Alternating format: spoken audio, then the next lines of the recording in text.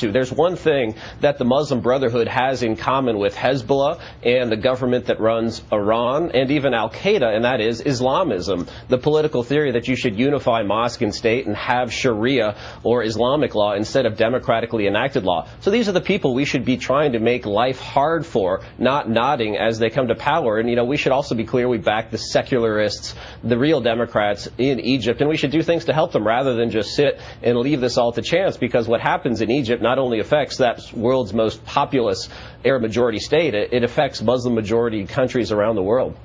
You know, I was thinking maybe right on the eve of the whole thing in Libya that maybe President Obama had established his doctrine. Let's call it the Obama doctrine with respect to the Middle East, when he said, we won't let a leader kill or slaughter his own people. And then we fast forward to Syria, where we're probably up to 100,000 people who have been killed or slaughtered by their leader. What's the doctrine? What should the doctrine be?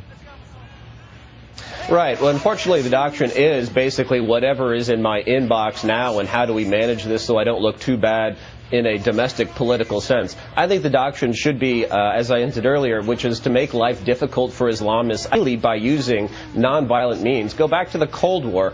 What was the tip of the spear? Well, the tip of the spear was the Soviet Army, the Red Army, but the rest of the spear was communism. And today, the tip of the spear is terrorism, but the rest of the spear is Islamism. So trying to find ways to make life difficult, the same types of things we did in the Cold War to support reformers, we should support secularists around the world. If we need to arm them, you know, when actually the fight moves from the political realm to the military realm, then so be it. But, you know, we need a goal and we need clarity on this. And unfortunately, I think political correctness is getting in our way. Right. Although, you know, and maybe you could argue with Iran that we kind of did some of the things that you talked about. You know, we've tried to kind of stoke, you know, the animosity within the country.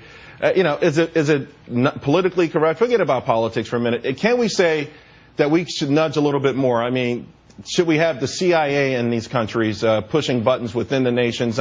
Things that we did in the past to sort of topple people or leaders that we didn't like. Go back to those tactics. Yeah, I think we should be very careful in what we do. The CIA has basically gotten out of that business. They were pushed out in the late 70s in the wake of Watergate. The Church Committee in the Senate, the Pike Committee in the House exposed the CIA's successes and failures, and they're out of that business. In the 80s, we created the National Endowment for Democracy to do this.